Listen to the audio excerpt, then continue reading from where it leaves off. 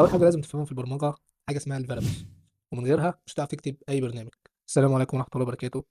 في الفيديو اللي فات قلنا هنمشي من كتاب بايثون كراش كورس عشان نبقى ماشيين بشكل منظم خطوه خطوه. النهارده ان شاء الله هنشرح اول مفهوم معانا في بايثون وهو الفاريبلز. يعني ايه الفاريبلز؟ ده اسم انت بتستخدمه عشان تسمي القيمه اللي انت بتخزنها. يعني من الاخر انت بتخزن في الكمبيوتر قيمه، فلازم تديها اسم عشان لما تعوز تسترجعها تقدر تنادي عليها تاني. تخيل معايا كده ان انت عندك علبه، والعلبه دي انت سميتها ايج، وحطيت جواها قيمه 20. الايدج ده هو الفاريبلز والقيمه هي ال 20. تعالى شوفها بقى كده معايا بالكود. انت بس كل اللي عليك هتكتب ايدج وتقول له يساوي 20.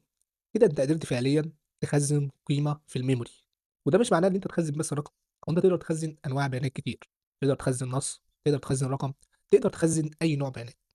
اللي يظهر قدامك بالكود انت تقدر تكتب مثلا نيم، برضه هتقول له يساوي، تقول له مثلا محمد. فانت كده قدرت تخزن نص. برضه تقدر تقول له age بيساوي 20، انت كده خزنت رقم. كل فاريبل هو بيخزن نوع مختلف من البيانات. الفاريبلز مهم بقى لان انت في اي ابلكيشن انت بتخزن بيانات مهوله. انت مثلا بتخزن اسم المستخدم، سن، تخزن درجه حراره، تخزن سعر، وكل ده بيتخزن في الفاريبلز. اي اسم ينفع نسمي بيه الفاريبلز. في قواعد تسميه لازم نمشي عليها، وده اللي هنتعرف عليه في الفيديو اللي جاي. لو انت محتاج الكتاب اللي احنا بنشرح منه بايثون كراش كورس، تقدر تكتب لي في الكومنت بايثون وانا هبعت لك اللينك.